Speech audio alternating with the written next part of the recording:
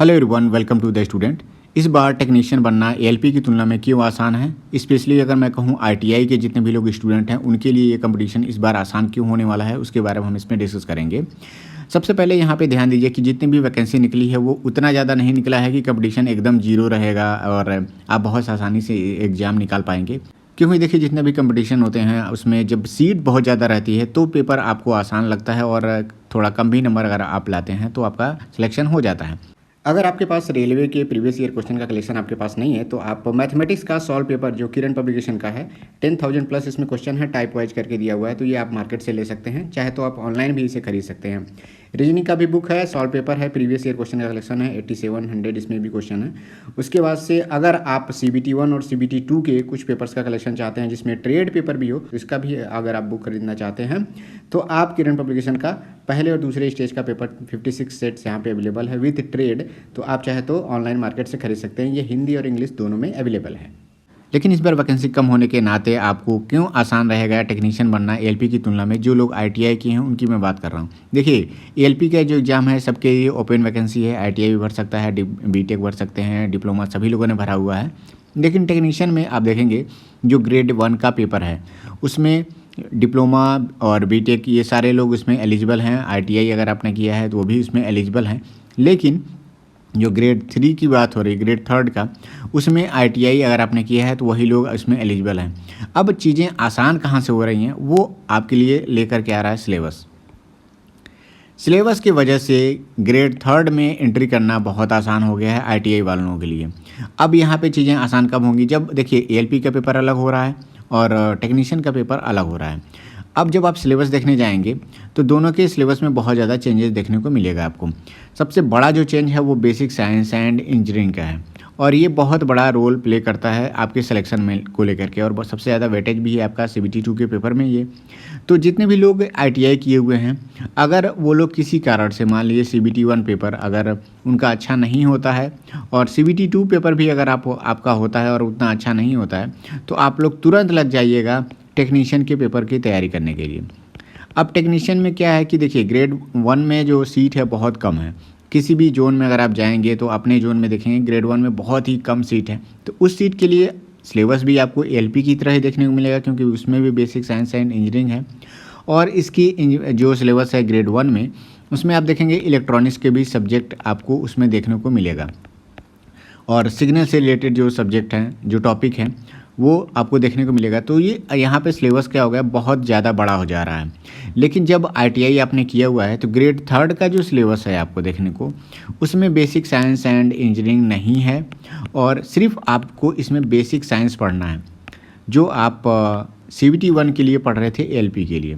तो जो सिलेबस है आपका यहाँ पे सीधे कट हो जाता है, आधा एक तौर पे कहा जाए तो आपका हो जाएगा। और बेसिक साइंस में जो आपने CBT 1 के लिए पढ़ा हुआ है वही सारी चीज़ें आपके काम में आएंगी। यहाँ पे एक ही पेपर होगा और एक चीज़ और है, आपका ट्रेड पेपर नहीं होगा।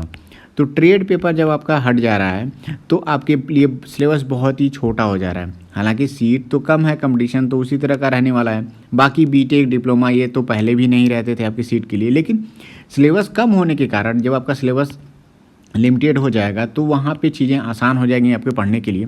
तो जितने भी लोग आईटीआई के लोग हैं उनसे मैं कहूँगा, क्योंकि पिछली बार क्या था आईटीआई के लोग एएलपी क्यों नहीं बन पाए, क्योंकि बहुत सारे स्टूडेंट ऐसे थे जो ट्रेड पेपर क्लियर नहीं कर पाए। तो ट्रेड पेपर इस बार आपको एएलपी में देखने को तो मिलेगा, लेकिन जब आप ट्रेड पेपर क्लियर नहीं कर पाते हैं, पिछली बार जो सीट आई थी तो जैसे ही ट्रेड पेपर आप नहीं क्लियर कर पाते थे CBT 2 के पार्ट ए का मार्क्स ही आपका काउंट नहीं होता था, तो आप भले ही कितना भी अच्छा स्कोर किए होते थे आप एग्ज़ाम नहीं निकाल पाते थे।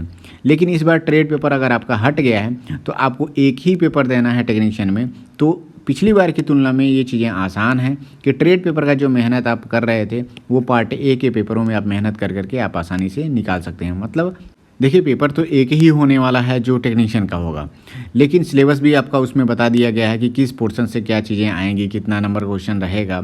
तो बेसिक साइंस पे सबसे ज़्यादा आप ध्यान दीजिए और जो आपको एएलपी के CBT 1 में भी आपको मदद करेगा। और अगर CBT 1 का पेपर अच्छे से हो जाता है तो आप एएलपी के लिए लगे रहिए, तब आप बेसिक साइंस एंड इंजीनियरिंग भी पढ़ते रहिए। हालांकि आपको पहले से भी पढ़ते रहना है बेसिक साइंस एंड इंजीनियरिंग, क्योंकि आप CBT 1 और CBT 2 में जो आपको टाइम मिलेगा, CBT 1 और 2 में उतना ज़्यादा नहीं मिलेगा क्योंकि उसमें आपको ट्रेड पेपर भी पढ़ना है। देखिए एएलपी की जो पोस्ट है टेक्नीशियन की तुलना में बहुत सारे कंपैरिजन मैंने करके इस पे वीडियो बनाया हुआ है अलग से, वो चाहे तो आप प्लेलिस्ट में देख सकते हैं। लेकिन अगर आप कहेंगे कि जो पैसे के मामले में और सैलरी के मामले में किलोमीटर अलाउंस उसमें ज़्यादा मिलता है, तो ये सारी चीज़ें सबके अपने अपने जो प्रेफरेंस है। कोई लोग बहुत ज़्यादा पैसा अर्न करना चाहते हैं तो एएलपी में जो सैलरी है वो बहुत ज़्यादा है और टेक्नीशियन की तुलना में। तो अगर आपको एएलपी ही बनना है, आपका ड्रीम है, तो ट्रेड पेपर भी आपको पढ़ना पड़ेगा, बेसिक साइंस भी आपको ध्यान से पढ़ना पड़ेगा। और यही एक जो फैक्टर है सबसे ज़्यादा इम्पॉर्टेंट है कि सिलेबस, और सिलेबस आपका आसान है टेक्नीशियन में। अब देखिए यहाँ पे जनरल साइंस के लोग बहुत ज़्यादा चिंतित रहते हैं कि मतलब साइंस कहाँ से पढ़ा जाए। सबसे पहले मैंने कहा है कि आप कोशिश करिए कि हर एक वीक में 300 प्लस क्वेश्चन साइंस के जो प्रीवियस ईयर में आए हुए क्वेश्चन हैं उसको एक बार पढ़िए। और साइंस को डेली क्या करिए, एक टॉपिक, सिर्फ एक ही टॉपिक आप यूट्यूब से देखिए और उसको लिख करके नोट्स बनाइए। ऐसा अगर आप करेंगे तो एक महीने में आपके सामने 30 टॉपिक से रिलेटेड नोट्स आपके साइंस के तैयार हो जाएंगे। और 30 से 40 टॉपिक अगर आप नोट्स बना लेते हैं तो बहुत ही सफिशिएंट टॉपिक है। इतना इससे ज़्यादा टॉपिक आपको साइंस में देखने को नहीं मिलेगा। और आप एनसीईआरटी है उसको बिल्कुल पढ़ा करिए। 9th और 10th की एनसीईआरटी इस बार स्किप नहीं करनी है आपको, एक से कम 2 बार 3 बार आपको इसको पढ़ के रखना है। क्योंकि डायरेक्ट उसमें से क्वेश्चन, अगर मान लीजिए 40 क्वेश्चन जनरल साइंस से अगर कह दिया है पेपर में पूछने के लिए, तो मान के लिए कि 10, 12, 15 क्वेश्चन आपको देखने को मिलेगा। 10 से 15 क्वेश्चन जो डायरेक्ट एनसीईआरटी से ही रहेगा। बाकी प्रीवियस ईयर क्वेश्चन से आपको कलेक्शन देखने को जरूर मिलेगा। तो जितने भी लोगों ने ITI किया हुआ है टेक्नीशियन, अगर ALP में किसी कारण से आपका प्रिपरेशन उतना अच्छा नहीं रह पाता है, ट्रेड पेपर आपका किसी कारण से उतना अच्छे से नहीं तैयार हो रहा है, तो टेक्नीशियन बनना आपके लिए आसान है ALP की तुलना में। आपको सिलेबस कम पढ़ना है तो आप टेक्नीशियन पे ज़्यादा ध्यान दीजिए। जितने भी लोग ITI किए हैं उनके लिए मैं बात कर रहा हूँ। बाकी जितने लोगों ने बीटेक या डिप्लोमा किया हुआ है तो उनके लिए तो बहुत ज़्यादा ऐसा स्कोप नहीं है। टेक्नीशियन में आपको सिर्फ ग्रेड फर्स्ट का आपको देना है पेपर। टेक्नीशियन के पेपर में तो अभी बहुत ज़्यादा समय है, लेकिन ALP का पेपर जब तक होता है तो ITI के लोग थोड़ा सा ध्यान देंगे, जनरल साइंस को बहुत अच्छे से पढ़ते रहेंगे, जो कि आपका टेक्नीशियन में अच्छे से काम आने वाला है। और कोई भी क्वेरी हो तो आप कमेंट सेक्शन में पूछ सकते हैं। मिलते हैं नेक्स्ट वीडियो में। Thank you, all the best.